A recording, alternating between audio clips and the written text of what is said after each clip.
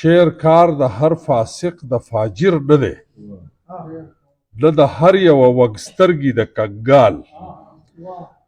شعر کار د هر فاسق د فاجر نه دی، نه د هر یوه وږسترګي د کنګال. شعر کار یا د سالک یا د مالک دی، د عاشق دی د دردمند دی د ابدال. شاعرۍ له د هنرمندۍ له دې له خدای پاک خاص خلک پیدا کړي او په هر قام هر وطن هره سیمه کې پیدا کړي او د دې غرض دپاره پیدا کړي چې دا د ژبې طوطیان دي، دا د ژبې بلبلان دي، دا د ژبې خادمان دي، دا د قام ذهن دی، د قام سترګې دي، د قام شعور دی. تاسو به یقین وکئ چې داسې ماحول کې شاعرانو وده کړې ده چې هغه بیخي ناممکنه چې دا شاعر دلته پایېدلی څنګه دی، دا دومره غټ شاعر په دې حالاتو کې څنګه ژوند کړی دی. دا زموږ چې کوم حالات تیر شو په پښتنو چې د تېرو 40 کالو نه څه تیر شو، په چا کې چې څه هم و هغه ترې راووته، په چا کې هر قسمه هنر و نو هغه ترې راووتو، ځکه چې شاعري ادب او هنرمندي دا ټوله د جذباتو لوبه ده. او چې کله ته جذبه شوی نه، زه اکثر خبره کومه چې دا نور شاعران چې دا شاعران دي او په هغې کې جذبه به وي خامخا، خو د اجمل خټک صاحب په شاعرۍ کې د جذبې دا مالګه لږه زیاته ده، ترسکونه شاعري ده. نو دا ترسکونوالی چې دی دا په شاعر کې هغه وخت را پیدا کېږي چې کله هغه د حالاتو په لمبو کې لغړل شي، نو تر هغه وخته پورې شاعر نه شاعر کېږي. حمزه بابا شعر دی وایي چې شوګیرې د خپل زنګون د پاسه خوند کا، شوګیرې د خپل زنګون د پاسه خوند کا، خو د خوب د پاره ستا زنګون په کار دی. دوی د خوب د پاره زما زنګون له راځي او ما ته پته وي چې کوم شاعر په کوم حال کې دی، ځکه چې دا زه پرې ډېر دردېږم. دا یو چې دی دوی چې بېروزګاره زه خراب زما په ذهن کې چې یاره ننګیال بېروزګاره ګرځي دی به څه کوي، هلته مراد بېروزګاره ګرځي، ما سره فکر وي، دلته امداد بېروزګاره ګرځي. ما زه یم چې دوی سره څه روزګار خو کوي که نه، چې دوی خو په دې عادت نه شي چې روزګار کېني. نو دغسې د هر یو نه ځان خبر ساتم. د ده د شاعرۍ ټولې مرحلې زما په زړه کې دي. دی چې څه لیکي ګپ نه لګوي، دا دی چې څه لیکي دا ټول د هغه دردونو د هغه حالاتو پیداوار دی.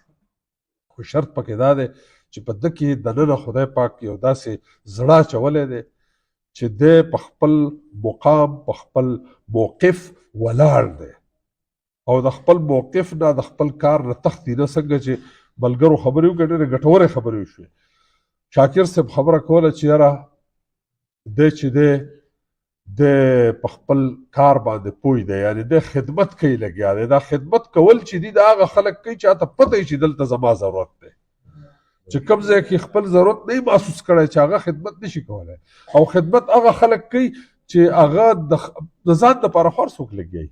تاسو ګورئ دا ټول ځناور چې دي نو هغوی د ځان غم کوي. دا نور ځناور په ښکرو ووایي په لتو ووایي د ځان اخوا کړي ځان له خوراک وکړي. انسانان چې دي دوی خو د دې دپاره پیدا دي چې دوی دې د بل په کار راشي. او بیا شاعر ادیب خو دومره روښانه ذهن لري، دی وایي چې زما قام ته زما ولس ته ټول انسانیت ته ټولو مخلوقاتو ته چې څه پېښه ده نو چې د هغې زه علاج راوباسم. نو دا هغه خلک چې دوی د ځان دپاره ژوند نه تېروي، د ځان دپاره خو ځناور ژوند تېروي. دا ټول هغه خلک دي. اوس اشنا باجوړی چې د باجوړ نه راځي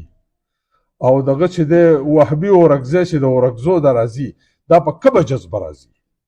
اقبال شاکر او ساجد افغان او اسلم سالک چې د ملکډ نه راځي، دا په کومه جذبه راځي؟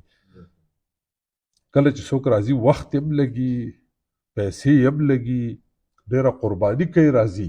نو دا هغه خلک دي چې دوی غواړي چې اختر ننګیال لګیا دی خپل کار کوي، نو زه چې د هغه ملا ټپولو له لاړ شو. اصل مقصد دا دی. نو زموږ د پوهنتون ادبي ستوري په غېږه کې د ده دا ټوله شاعري چې ده دا د پوهنتون ادبي ستوري په غېږه کې لویه شوې ده او دی راغلی دی، هلته ویلې ده او هلته کې موږ اورېدلې ده او موږ ته خوندونه اخیستې دي. د ده ټولې مرحلې موږ لیدلې دي. اوس دی تیار شوی دی او دی چې دی د مطلب زه تاسو ته وایم چې عالمه یو تر بل زارېږئ، ما د محفل یاران لیده چې خاورې شونه. دا زموږ د ټول ملګري یو ملګری چې دی حنیف خلیل په اسلام آباد کې شپې روډۍ د پښتو دپاره ناست دی په اسلام آباد کې پیسې په پښتو نه ګټي پیسې په بل څه ګټي او لګیا دی د پښتو غم ورسره دی مطلب زما د وړبي بیچ شاګرد دی اوس چې ما سره یو ځای ناستي زما همزولی ښکاري که نه ښکاري وجه څه ده وجه دا ده چې د خپل کارګر دغسې هر یو ملګری په خپل ځای لګیا دی خدمت کوي او د دې خدمت نتیجه راوځي که موږ دا خدمات نه کوو دا بیبي چې ناسته تاسو وینئ دا زموږ دواړه ملګري چې دي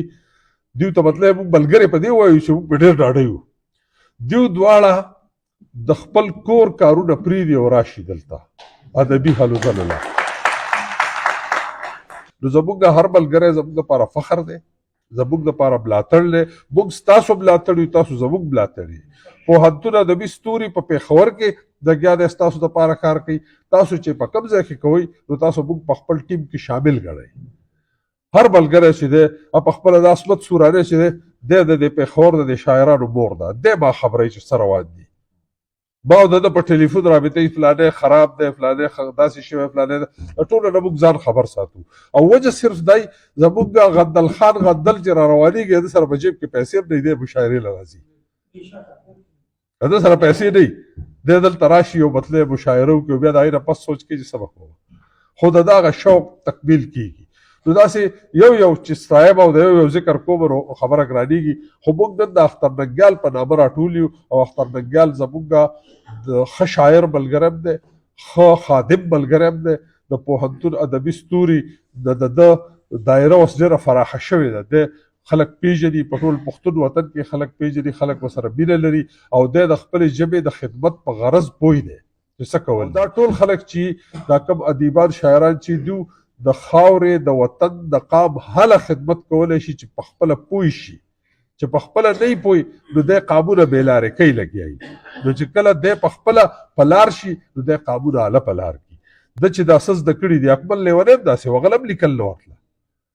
هغه هم لیکل نه ورتله هغه بیا لیکل زده کړي او هغه بلا کتابونه لیکلي دي او د کتابونو هغه دې حد ته ورسېد چې بیا کاروبار د کتابونو شروع کړو چې یاره زه نور هېڅ نه کوم بس دا کتابونه چې دا زما روزګار شو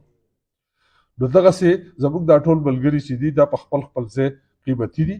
خو ننګیال چې دی قیمتي په دې دی چې د ډېر تکلیف هم لیدلی دی خو د خپله لاره نه ده پرېښې او دا د کمال دی ایماندار سړی دی نیک سړی دی غیرتي سړی دی ښه تخلیق کار دی او ښه ملګری دی الله دې ښاد آباد لري